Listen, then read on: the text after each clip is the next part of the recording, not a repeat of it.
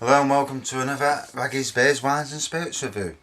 Thought I'd sneak another one in, being as it's really hot and I've gone to the shed to do some gardening anyway.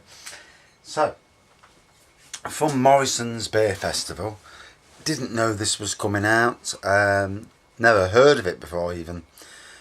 St. Peter's Brewery, they released a Raspberry and Elderflower. I presume it's a bitter. Yeah, craft beer. So it's a fruity and floral craft beer. 4%, so nothing strong about it. And the writing, I mean, look at that. Even I can't see the writing, you know, even in a good light. Oh, I can. So,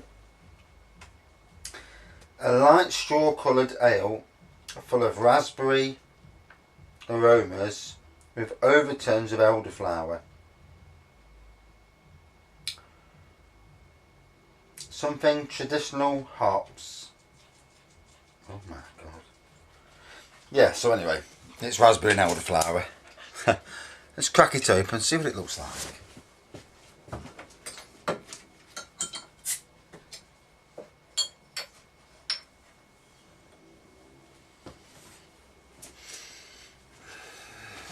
And a clean glass as well. Wonders will never cease.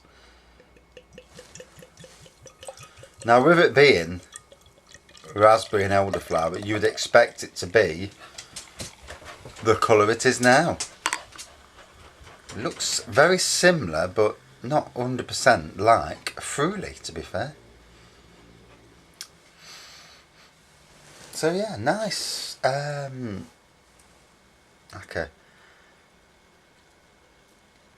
Reddish colour with a little thin white head, carbonation there, lacing.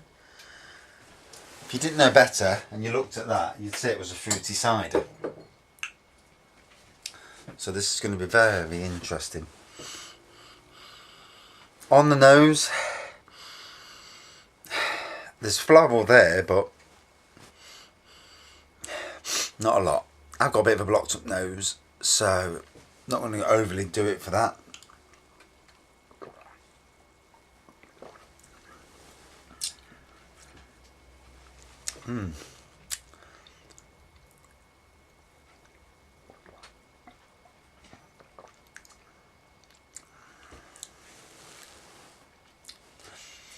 Just had some beef and onion crisps, so I've got to let the fruity-ish taste filter through.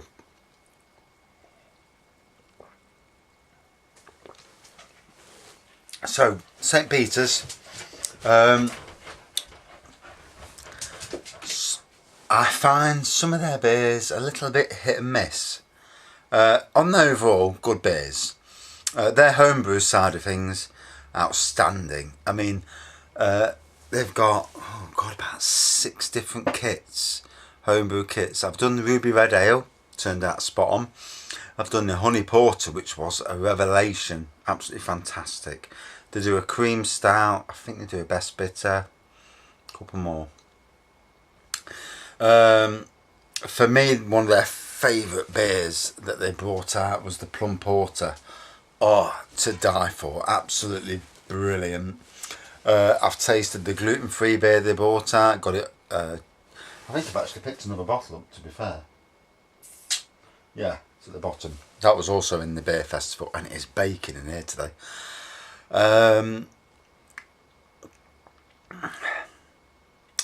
to think what other beers. So recently, the Citrus beer, which is an award-winning beer, was in the Morrisons Beer Festival, and I've got to say, I was slightly, I was expecting great things. You know, I was expecting something that would.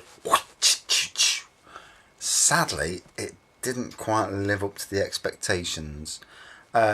I do find that with beers, that beers you expect that sound out of this world, you get them and they're a bit of a letdown. And that does seem to be a consensus. So sometimes it's good not to expect too much from a beer, as you do with films, you know. the recent Avengers Infinity War films, I expected it to be good, and to be fair, it lived up to all expectations. So not always the same with everything. And then some films, you know, like Han Solo, heard the reviews, expected it to be a bit of a rubbish film, and it turned out a decent film. So this, I've got no expectations with this whatsoever. I want to let it go down a bit first before I give any viewpoints.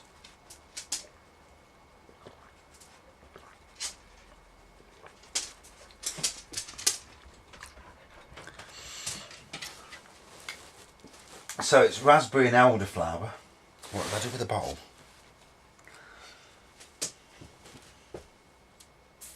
Yeah, raspberry and elderflower, fruity and fragrant flavours. For me, it's got hints. It's not a Fruli. Fruli is a world beater. You know, it is. It's an absolute stonking beer. And if you can get it on draft anywhere, wow. Creek, any cherry beer on draft that's above 5%, you know, really good strong fruit beers.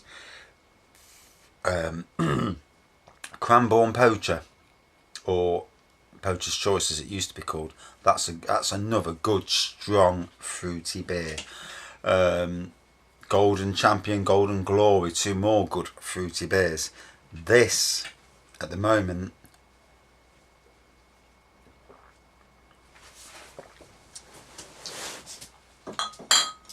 can't say as I'm overly fussed at the moment.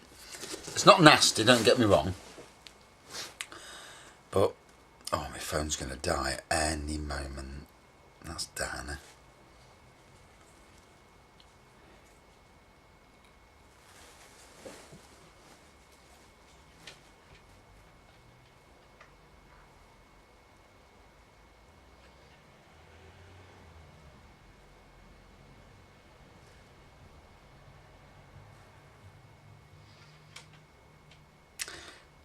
No, my phone is absolutely gonna die.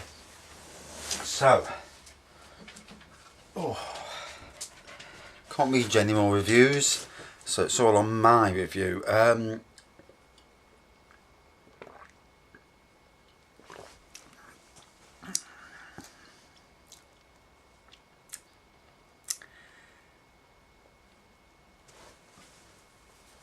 To me, as a fruit beer, it's just not strong enough. Not strong enough in the fruitiness in it. It's more like a bitter with a bit of a raspberry and elderflower in it. I'm certainly not getting strength of taste. Bit of elderflower on the nose there.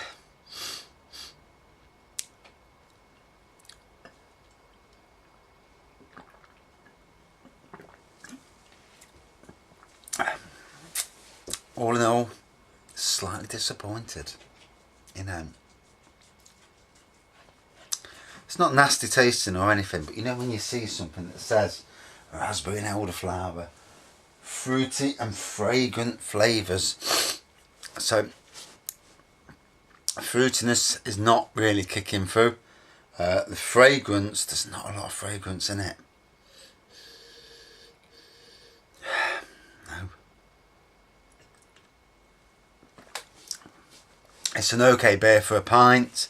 I wouldn't have it again. It's not something that I'd immediately put on my to-do list. So for me, that's the second St. Peter's beer on a row that's failed in my expectations. So I'm going to have to start lowering my expectations. But obviously when they put something on a bottle and you're drinking them, you're expecting it to be a certain thing. And when you read on the internet, it's a certain, these beers, it gets your hopes up really high. And sadly, the beer's not as good as what it's supposed to be. That being said, it's a nice enough beer, just not as good as I thought it was going to be. It's, you know, it's okay. Nothing too special. So, for a score out of 5,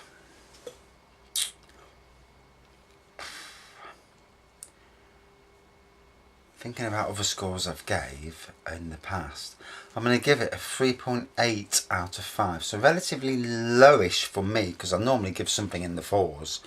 But I'm sorry, but it just did not hit the spot.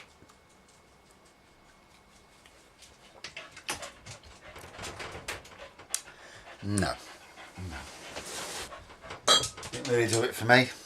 But that's you know, can't give all beers good scores, because if they're not good when on that day you taste them, then that's how it is. Thanks for watching. See you soon.